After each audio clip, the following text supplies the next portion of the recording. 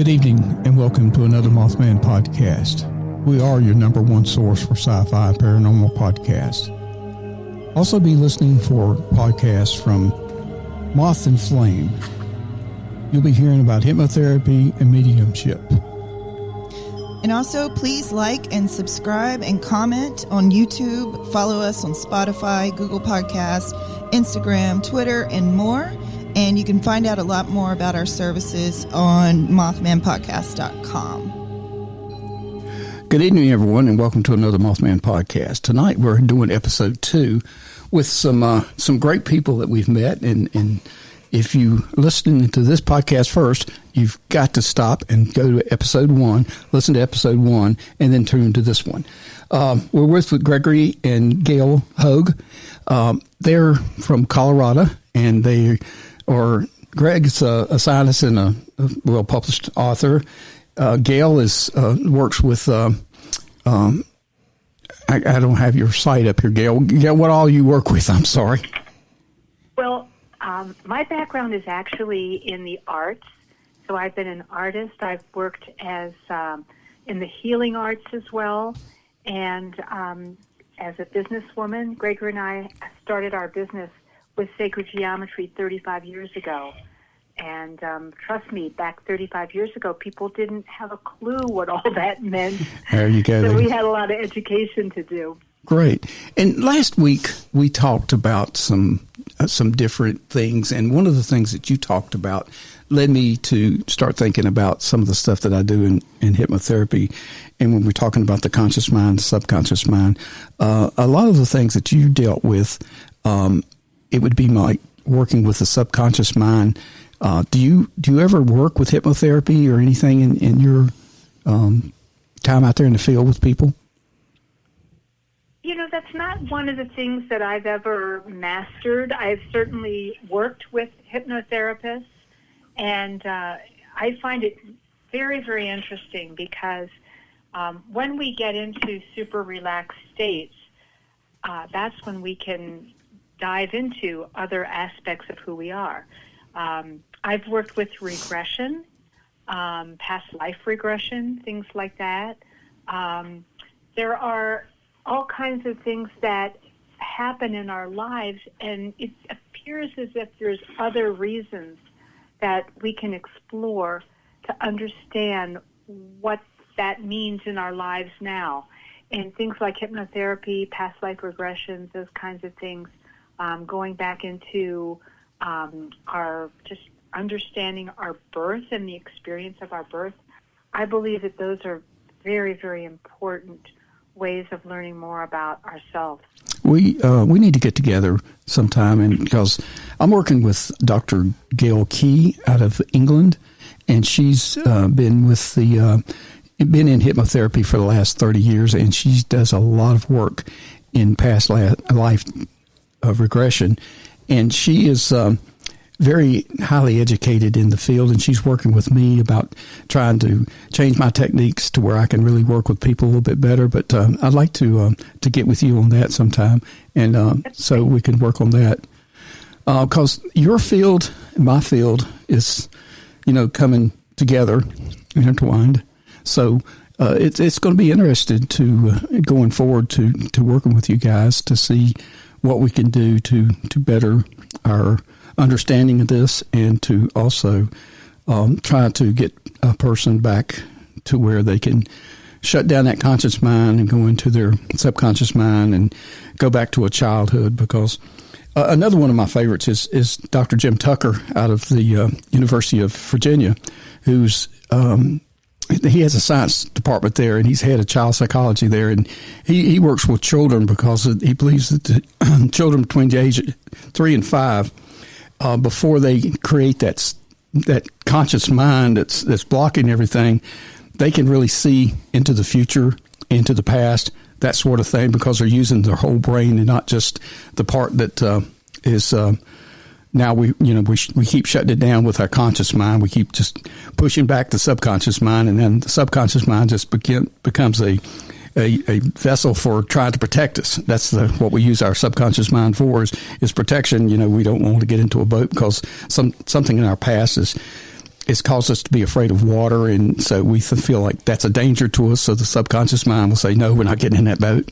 Well, it's also kind of like what Gregory talked about last week too. He said that the children, they haven't entered that veil of forgetfulness yet, right. So it's stuff that we can really work together on, and I'm looking forward to doing that in the future. But we have some more questions. Excuse me, go ahead. It gives us more cues into who we are and what our potential is, what our gifts are, how we can come forward.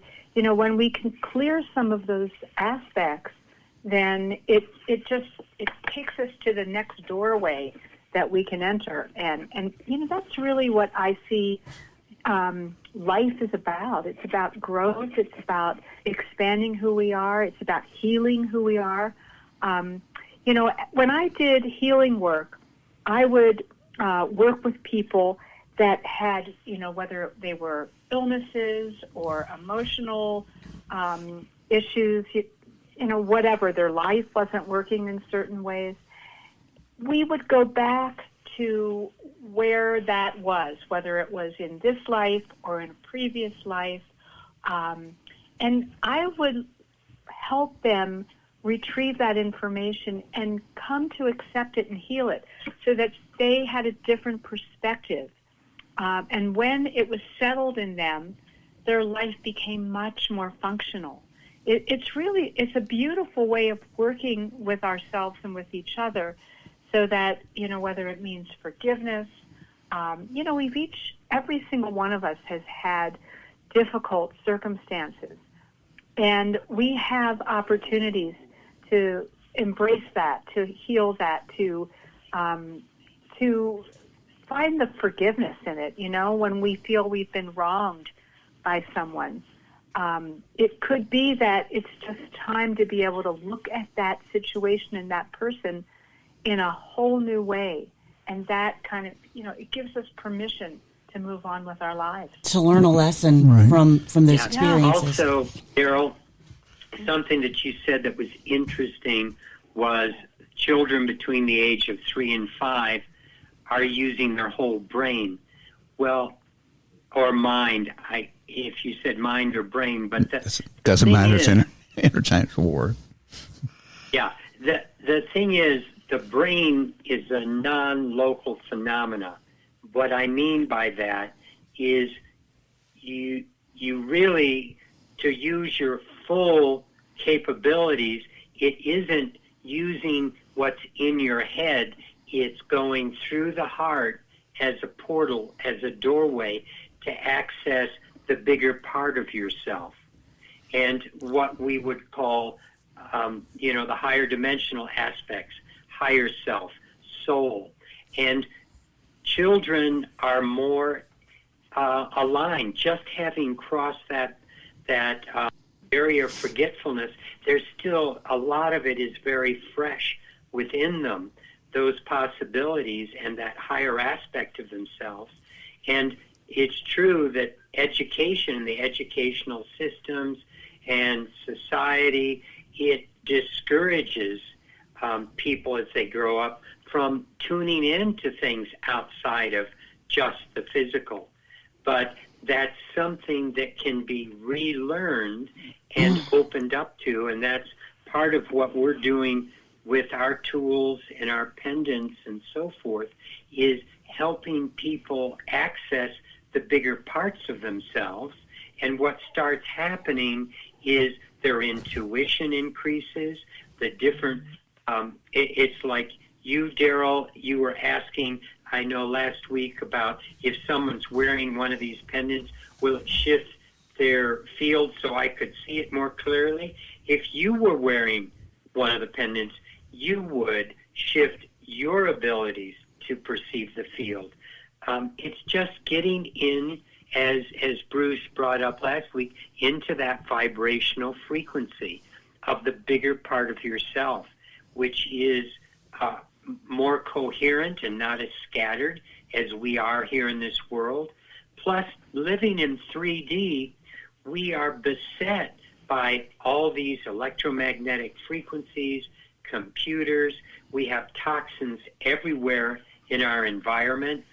These both block that flow of energy with higher self, as well as our negative thoughts. All our negative emotions block the heart and block that higher connection. The judgments disconnect us and don't allow us to access the bigger part, the unity part of ourselves. And it just goes on and on. What's going on in this world, it keeps separating us from the bigger part of ourselves. And little children are fresh from that, but we can go back to it as long as we realize this is our opportunity. This is really our birthright that has been taken away by virtue of the way we've been educated in society and belief systems, and everyone's focus on just the physical and the problems in the world where people are focused on the pain and the difficulties. Trying to overcome that, it makes it very difficult to expand into the bigger part of yourself. Well, I agree. And I'd also like to add, too, that it was brought up between this week and last week that you guys have a calming type of voice. So when we're listening to you guys, it's almost you putting us in a trance listening to you guys. So I need to learn that technique. Sometimes my problem is... you put us in a trance, but you put us to sleep. That's that's the trouble. Yeah. Speaking from the heart. My problem is my brain is moving so fast I can't keep up. My mouth and my brain can't keep up with one another. So, let your heart come forward. Okay. Yeah, I gotta learn that technique. That's a learned technique. So, I have a question. It's just by being in that space. And what starts, we never know what we're going to say. We sometimes do YouTube videos where we don't know what we're going to talk about until we're hearing ourselves talk about it. And we've been there, done that. Yes, that was like mine and Daryl's early videos. It's really fun. There's we have quite a lot of YouTube videos up there, and we meditate in the morning, and sometimes I'll just hear, from my inner voice, to go do a video, and I'll be, just tuning in and asking, well, what's the topic? And I'll get that, and then I'll sit down with Gregory, and I'll say, we need to do a video today, and he'll say, what are we going to talk about? And I'll give him a little brief expose of what I've been, what I've been receiving. And we discuss it a bit. We kind of bullet point some of what we want to talk about. And then in that place of just getting centered, we just sit and we just start talking. And, I think being centered is such an important thing. The place that we live, the energy just naturally in this place is really amazing. And what we've done with all of the different geometries, it's palpable. And in fact, when we're actually recording shows, people are feeling the energy. So that might be part of what you're experiencing too. It certainly has an impact on us, and hopefully it gets through to everyone out there. She's not kidding, because I've been to Estes Park, which is near where you guys live, and there is a different energy in that area of your state. It's I can't imagine living in it. That would be amazing. Mm-hmm. We love it, and it's so nice to get back to it. Oh, I'm sure. Where we were this last week in Florida, the noise, the chaos of the energy, it's really different, and it's possible to create that field around you with the tools that we've created, the geometries that will spin and create a field, and you can then experience that field. And that's one of the things I was talking about with Daryl when we were discussing the possibility of sharing with all of you. When it's time, I want to share some of my thoughts about working with some of the spirits that you've seen with your equipment, Bruce, and we definitely want to get to in that. particular. That would be fun. Can I ask one question before we get to that, and then let's definitely jump into that right after. I know Candace and I both felt a really strong energetic connection with Gail through last week's podcast. And when we stopped the podcast and we grabbed some pizza and some cigarettes and whatever, and we were just like, wow, that was like, you could feel it. We felt really connected with you guys, and like in a really positive energy sort of way. And my question is, if you had to tell, like, I have my own meditative practice, but I'm definitely willing to learn and improve it. And I'm just curious, like, if you had to tell someone how to meditate to be re-energized and to get out of the universe what they need for the day, how would you tell them to do that? That's a wonderful, wonderful question, Amanda. It's really interesting because we work with all these tools. We have in our bedroom, we've got an area where we meditate. We've got our chairs with the geometry that both of us are working with right now that we're really loving is called the Merkaba of Oneness. Mm-hmm. And it's a phenomenal tool that the first time that I sat down underneath of it and meditated, I went, whoa, I just connected at such a higher level. It was so easy.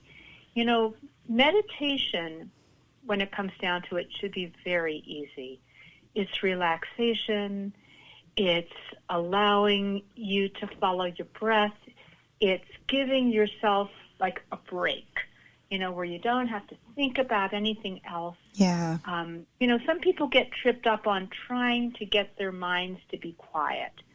And, my belief is if you just get yourself in a very centered place, and I do believe that, if you can develop a place where you can go to on a regular basis, that maybe you've got an altar there, you've got, some crystals or something special that's meaningful to you, a photo, relics, whatever it is, our geometries if you'd like to use them, that they become almost like a vortex that you can come into. Mm-hmm. And your body recognizes it. And so when you sit and this is time for you, it's time to just let it be whatever it is. I think the important thing is move away from expectations and instead just enjoy being you, connecting to your guidance, connecting in your heart. I always like to take the breath and really feel that energy in my heart, circulate the energy from there. It's also important to be grounded, get your feet on the ground, mm-hmm. and feel the energy connecting to Mother Earth. We spend a lot of time up in our heads, and when we can take that precious time to connect to Earth, it's really, really important. So, if someone is a relatively new meditator, I think one of the most important things is don't be hard on yourself. Don't have any judgments. Just give yourself a wonderful treat. Like if you were to go in and have a massage, you know that it's your time to be nurtured, to be relaxed, and to just allow something wonderful to come through you. How long if you don't know what it is, that's fine. Just play with it. Be grateful for whatever it is. And if you have thoughts, just come back to your breath and just keep following your breath. And sometimes it's nice to, before going into meditation, to be grateful about some things. If you have thoughts that happen, turn them into something where you see there's a reason to be grateful. Gratitude is one of the most powerful elements going to open up the heart. It truly is. In whatever process you're going through, if you can find a reason to be grateful or switch your mind to thinking about something you are grateful for. Last week I talked about this woman, a friend of ours, who discovered how much her father, who she had such a difficult time with, really loved her. But it wasn't until he left his body and she was able to tune into that. Mm-hmm. There are things going on in this world that are beyond us, and yet if we get caught in what's negative or fearful, we're going to lose it all. It's only when we're grateful, only when we're joyous, only when we feel that love coming in, and that's coming in from our higher self. So when we're working with those kinds of feelings and attitudes, that's your higher self saying, go for it. If you love this person, this is something to pursue. And that love has to be coming from within your heart, not just your emotional body or not just some hormonal need. It's got to be something it's just that genuine thing that we all know that's there inside of us that just, it feels so expansive when we experience it. And our ability to be of service to others just solidifies and grounds that. Then it makes meditation, purposeful. And then it's just being like that during the day. Meditation is something that you kind of set the tone, maybe in the morning and the evening, but it's something to practice constantly while you're awake and walking through your day. It could be called mindfulness. I know when I wear my pendant, it helps me step back and watch this character called Gregory and see, how he's doing, and try not to let him get caught up in some of anything too negative or too strange, but pull him back. It's like, hey guy, don't take it so seriously. Mm-hmm. The more you do that, the easier it is to be in a state of relaxation and consciousness all day long. And no matter what you're doing, it's an opportunity to be aware while you're doing it. And I think something that's important is we all fall out of those perfect states, right? Mm-hmm. None of us are going to be like wonderful all the time. And what's important is to just be light about it, recognize it. When we recognize that, hey, we're out of sync here, then it's just a sign that says, oh, guess what's happening over here? Would you like to come back into center? Mm. And then you can. Yeah. If you do, then you certainly can do that.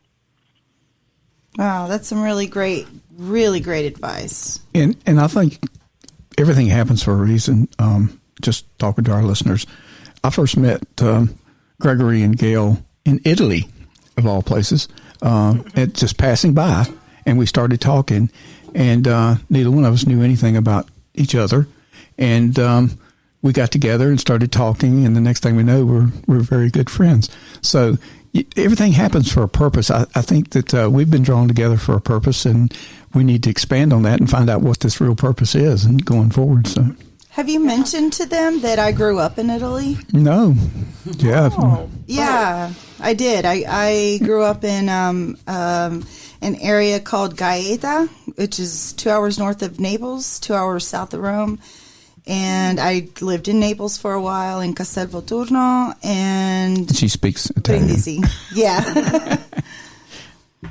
Yeah, I grew up all over Italy, so I was really excited that he was going over there. He was sending me a lot of pictures. We had such a good time, and Daryl and Sandra and Gregory and I, it turned out we were we had booked these tours, separately, didn't know either anything about each other, but our timing was that we were staying at the same hotels in, was it Venice? Yeah, Venice we started off Rome. in Venice, Florence, and Rome. No, not in Venice. But no, Florence and Rome, right? Yeah. Oh, that's so funny. Bottom line, it is nice when universe, like Gail was talking about, synchronicities happen more and more. And what I was saying a little bit ago, if it feels right, it's like your higher self is going, go for it. Go toward what you're attracted to, because that's how higher self gets to motivate you and direct you. That's how love directs you. It directs you through what is attractive to you, what you find beautiful, what you resonate with. And what you don't resonate with, what doesn't feel good, that's an aspect to learn to let go of in yourself. But you have to recognize it, love it as part of you, and say, I just don't need that anymore, because I want to be filled with love. And that's the opportunity for a human being in the midst of this craziness today, of all this stuff going on, and all the people feeling, divisiveness and the stuff going on with everything in the world, politics and stuff. There's still, when you meet people face to face and experience them heart to heart, we're all really wanting the same things. And it's very simple. And it's really about being connected and being of service and helping each other. And it's so much more fun when we do that. Definitely.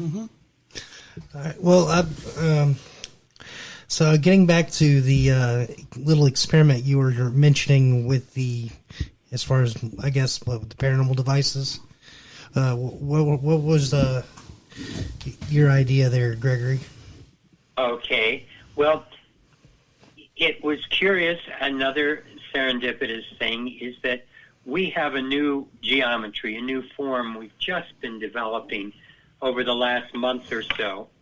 And one of the things it does is it creates a vortex of energy to allow people to move past the difficulties of 5G and so many of the other things going on in the environment. And we had a scientist take it, and she said she really loved it, and she's worked with some of our other tools like our pendants, and she was able to measure stuff going on in people. But she said, I'm not sure what equipment to do, how I'm going to measure this and what's going on, if it's making a difference, like you say, with 5G. But it's not really making a difference with the frequencies of the electromagnetic spectrum. It's bringing in a coherent field and raising the vibrational level. And when I saw what you were doing, Bruce, with Daryl, and I watched in your home where you were able to measure some very subtle fields, working in the electromagnetic spectrum where it dips into heat, and working with heat, and working with ultraviolet end of the spectrum, and different subtle energies that then your machinery is able to construct the shape of that energy. And that's how you've come across some of your spirit bodies. You're referring to the SLS camera, our structured light sensor camera. It's yes. What that basically does, it's a modified Xbox 360 camera that shoots out a laser grid of infrared light, and with that laser grid, it's able to actually digitally map the form. If they're let's say when a spirit manifests, its density increases because the molecules and of electromagnetic energy condense and give it a form, and when that form can actually break that light, those light beams in that laser grid, the camera's able to actually map in the skeletal features. And it's also, like you said, it's also doing temperature readings in the background for cold spots, like, and different things like that at the same time. And it gives you like an overlay, a general idea of there's a good possibility there's an entity standing right in front of me. So I had a couple of thoughts with this tool I was speaking of, and that is, one, that your equipment might be sensitive enough to pick up what's going on around it. Mm-hmm. Two, you might be able to be sensitive enough with the camera to pick up what's going on with a human being when they're in its proximity. It would be very interesting if there is a vortex of light that's created energetically that might also be of service to the spirit beings who you are capturing with your equipment. And so there might be the possibility of seeing a before and after in the space by working with this equipment and then, observing what happens to them. To either see if it attracts them or deters them from being around it. My thought is that it might allow them to move to a higher level of being. Oh, okay. Yeah. That would be interesting. But I don't see it as negative to them because, in most cases, spirit beings are just trying to work through some of the same stuff we're working through here, except they're trapped in somewhat of what the Tibetans might call a bardo, where they're not able to fully interact with this dimension or move on to higher dimensions. Sometimes trauma, a difficult death, a certain attraction that they had to the physical. Sometimes physical beings are so not wanting to let go of a deceased being, it makes it difficult for them to transition or leave, which is interesting. I think many of us that have been around someone who's passed, it's like my mom. We were with her, and then when everyone got up to go to the kitchen to get some tea, that's when she transitioned. And for my wife, her father, they were all with him at the hospital, and when they all left to go out to dinner, that's when he transitioned. When there wasn't that pull on them, they could more easily leave their bodies. Right. Like, so my brother did the same thing. He had cancer, and I'd been with him for days. And as soon as I left and went home to take a shower, he transitioned. I've unfortunately had just the opposite of that. I'm the one person that holds their hand until the very end, and it just it's rough because you feel I don't care what anyone says. I physically feel them leave. It's happened to me 4 times now, and I physically have felt as I'm holding their hand an energy come through the palm of my hand and come out the top. Much like the energy I felt in Bruce's garage that night with that grip. Yeah, I was going to say, I've seen videos where people were on the operating room table flatlined, and you actually see what looks like their spirit leaving their body when it happens. But I was going to ask, Gregory, like, the geometry that you're creating, like, I noticed some of your geometries are rather large in scale. Like, how big is this geometry, like, as far as, like, size? This would be something that would, I would have a holder with it, and so the geometry itself is maybe only about 15 inches. Oh, okay.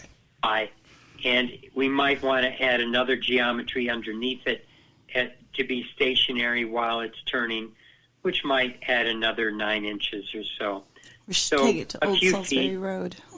And another aspect of this, too, would be to see what everyone else is experiencing, like Amanda and Candace are both very sensitive, and to see what you feel in relationship to the other spirits, and when this tool is spinning, is moving, and how your energy fields shift. That would also be part of the experiment, because we're all part of this grand experiment. And see, I'm kind of interested too, because when I did the investigation in my home, this was before I had my haunted collection of items that I've acquired from another paranormal investigator and some other people.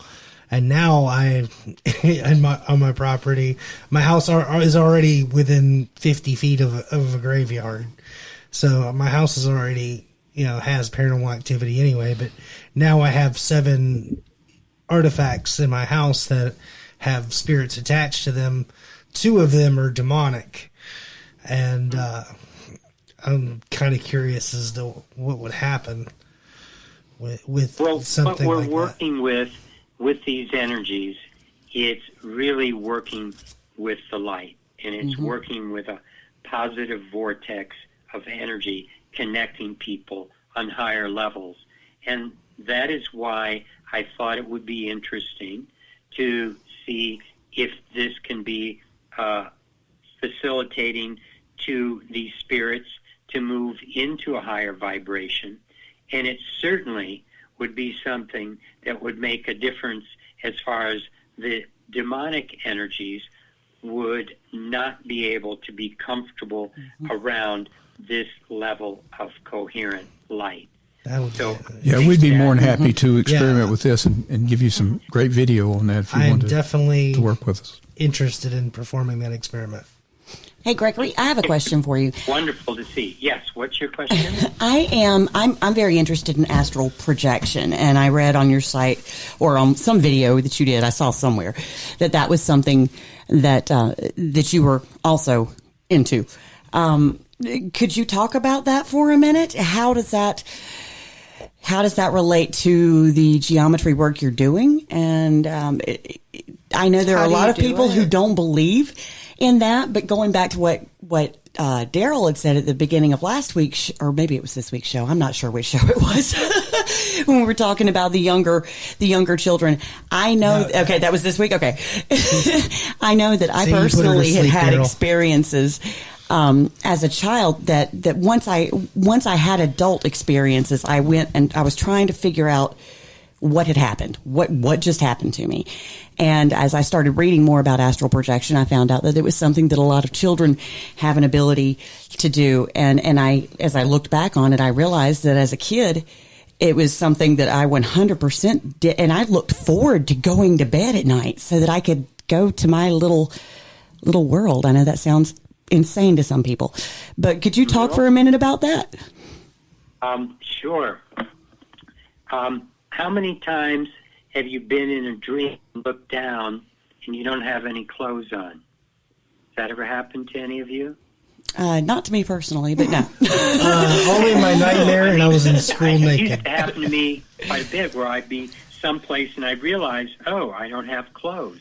And it's because I'm astral projecting, and clothes aren't things that project very well in the astral. So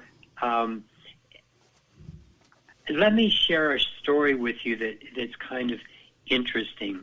And it's like years ago, when I was first learning to meditate, so this was maybe 50 years ago, I was with a group, and a friend said, that feeling of when you're falling in a dream and all of a sudden you hit, bump, and wake up?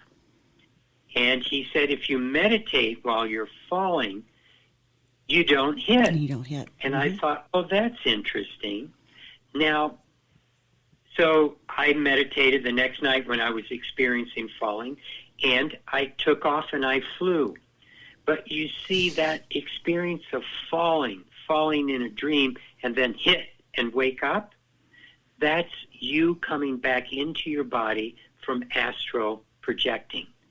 As you come into your body, it sometimes is such a strong back into your body that you see it in the dream state as falling, and then you come into your body.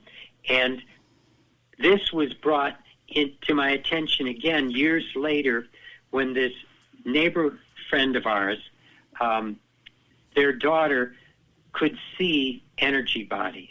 She was very in tune.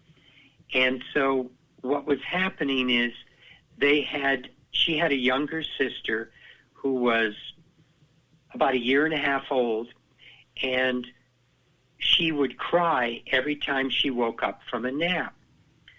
And she one day was watching her and realized why she was crying. You see, she always fell asleep on her stomach because that's how she liked to fall asleep. But her mom was worried that if she, with her little nose laying against the bed, that she wouldn't be able to breathe well. So she always turned her over when she was sleeping and put her on her back. Well, this young girl watched her sister, the year-and-a-half-old baby, come back from astral projecting, come back into her body, face down. She was coming into her body, but her mom had turned her body over, so she came in backwards into her body and was totally freaked out. Mm-hmm. So after that, her mom let her stay on her stomach, and she never cried when she woke up from a nap again. Wow. Now, do you crazy. believe that your consciousness is actually having an out-of-body experience? It is. A lot of our dream states we don't realize are out of body when we are very relaxed and we start going out into the cosmos, around the planet. Some of the things that are going on are really your consciousness moving in a different realm and moving around the planet. There are many people that have learned to do this consciously and be aware and go into a state of relaxation where they can leave their body. But, I bring up these stories to let us know it's fairly normal and it's possible and it's happening. And so... Yeah, I want to share that after we said goodbye in Italy to Daryl and Sandra, we boarded a cruise ship for 10 days to go around the Mediterranean with Dr. Joe Dispenza. And, I've read his books and was really looking forward to this. I hadn't ever done a workshop with him at that point yet. And one of the things that he does in his more advanced meditations is to take people into that place where there's no thing, no body, no time, no space. It's just that pure consciousness. It is that out-of-body astral projection kind of experience. And, when we're in that place, we can dance around. We can feel so much love. We have the freedom to be different places without any constraints. It's really not abnormal. Mm-hmm. And I think that's very important to keep stressing that because this is something that happens to humans. Mm-hmm. It does. It happens. And when I was young, just like, you mentioned before, I would look forward to going to bed. I would gaze out at the stars, and I would just kind of go out into the universe. And I remember there was one time where I left my body, and I kept going further and further and further out. And because I didn't have anyone that had allowed me the space to say, oh, this is pretty good. You can go play there. That's fine. You'll come back. You'll be fine. And instead, I got a little freaked out. Mm-hmm. And so all of a sudden, when I realized that I was floating out there, I went, whoa, I need to come back here. And if we would allow little children and adults and, all ages to just say, our consciousness can be on all different levels. There's so much. It's bigger than our bodies. It's much bigger than our bodies. Mm-hmm. It's funny that you mentioned, like what you were talking about. When you leave your body, there is a consciousness that goes out there, and that's where, like, as a channel, when I had always loved the work of Buckminster Fuller, who wrote. He was the one who did the geodesic dome and coined the word. I remember him, yeah. Yeah, and so when he passed away in the, I guess it was like early to mid-'80s, I just put it out there and I went, I would love to learn more from you. And if you're willing to teach me, I would love to be a student. Mm-hmm. And so I would go into meditation and I would just ask, and just be willing to receive whatever without any, expectation or judgment one way or another. And, after a few times, I started to, see his being, feel his energy, and then I started getting these lessons. Yeah, and wow. it became, more and more detailed. It actually got to the point where I said, this is before Greg and I met, and I said, this is more information than what I can do anything with. So I just said, look, either quit, or find somebody that I can do something with this information, because I'm kind of a practical person. Mm-hmm. Well, it wasn't more than another week or two that I bumped into this person who happens to be sitting next to me now around a box of these geometries that had all of these different tetrahedral shapes. Wow. And I had learned a lot from Bucky Fuller about the tetrahedrons and geometry and all that. And so when I looked at these shapes and I went, oh, you must know the work of Buckminster Fuller. And he said, no, I don't. And so that actually was kind of the opening line together. That's awesome. I love that. That's a great story. But, it was kind of funny that you mentioned that when you were astral projecting, you went way out there and it freaked you out.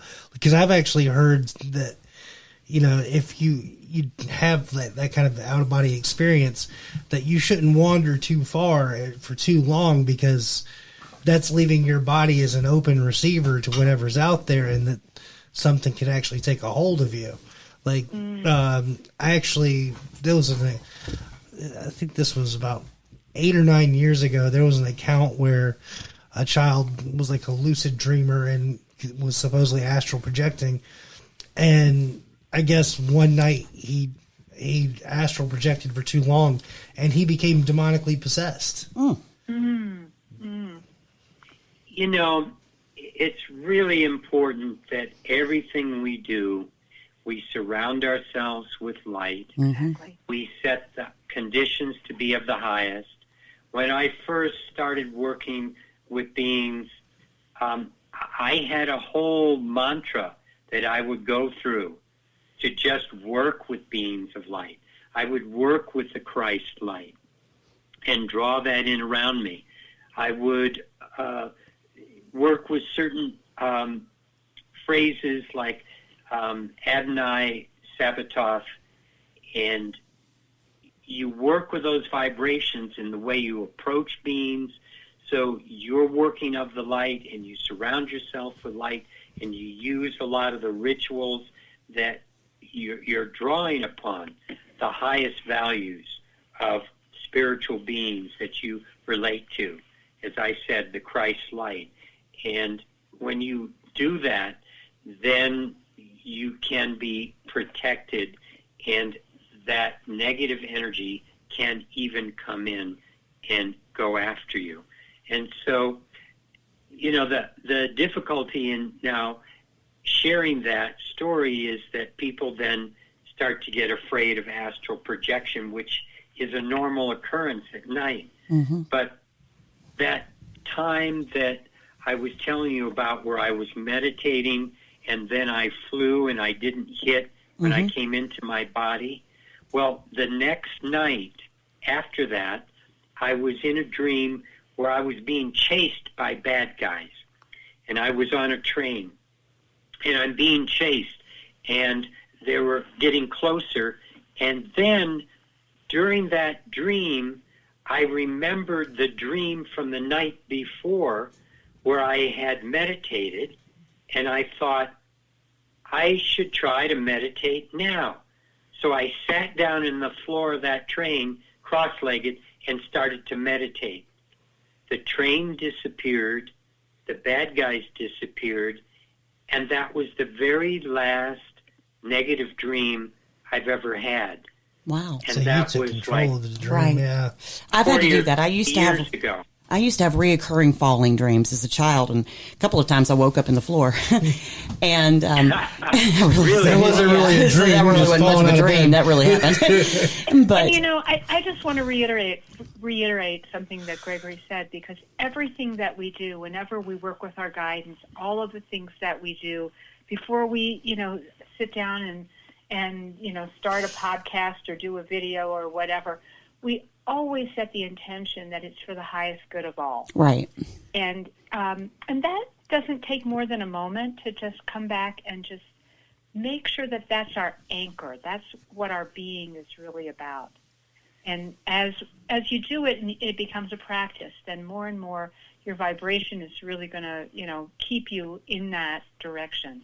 Do you believe that you can astral travel? And when you become like meditating during a dream, to become conscious, it's like then the subconscious doesn't have a toehold on you either, because you can meditate in that state on all levels and not be nothing can come at you and attack you in any way. That's powerful. Re-ask your question again. I said, do you believe that you can focus and meditate and travel, out, have that astral projection to a specific place? I know a lot of people believe that they can, in a remote viewing sort of way,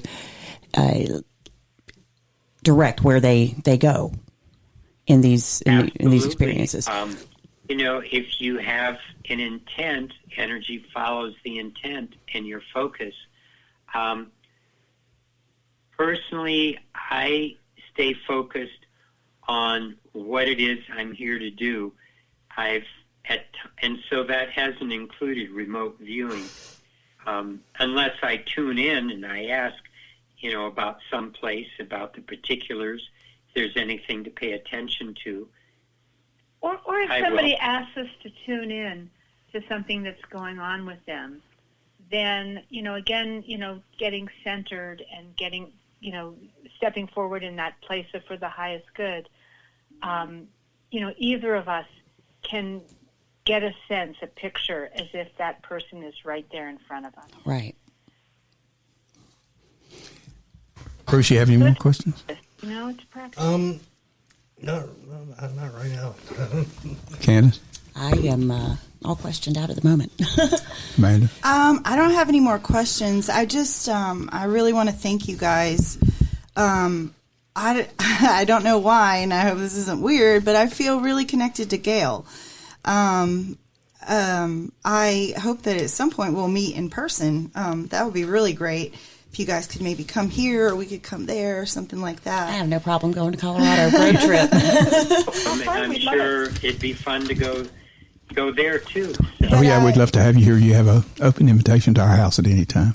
I feel like I've even got some tips on how to improve my meditation. So I really appreciate that. And for our listeners, I just want to remind you guys that if you're interested in the jewelry that that Greg and Gail have been putting together, and they have more than just jewelry, and they also have some for pets out there. So you can go to iConnect2all.com, iConnect2all.com, and I'll definitely be putting that out on Twitter for you guys on Twitter, so you guys can definitely connect straight from there.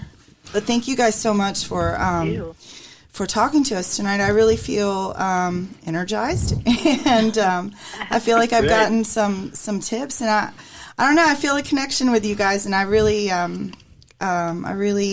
feel a really positive energy something here going on. So And to our listeners, I will be reaching out. I'm sorry, go ahead.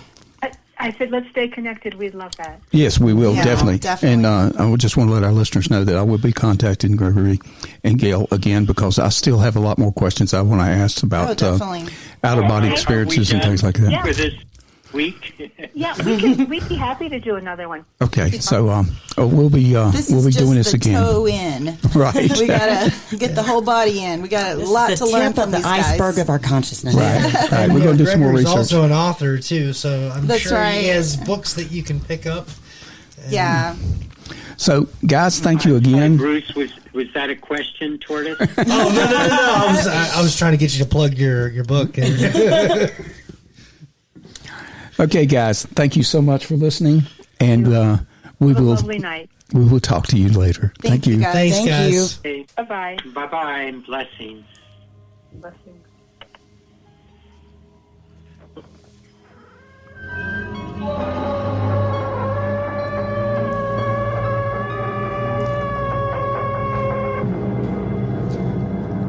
And good night from Mothman Podcast. We hope you enjoyed tonight's episode. And don't forget, like, subscribe, and comment on YouTube. Follow us on Spotify, Google Podcasts, Instagram, Twitter, and more. And take a look at our website, mothmanpodcast.com, to find out more about our services.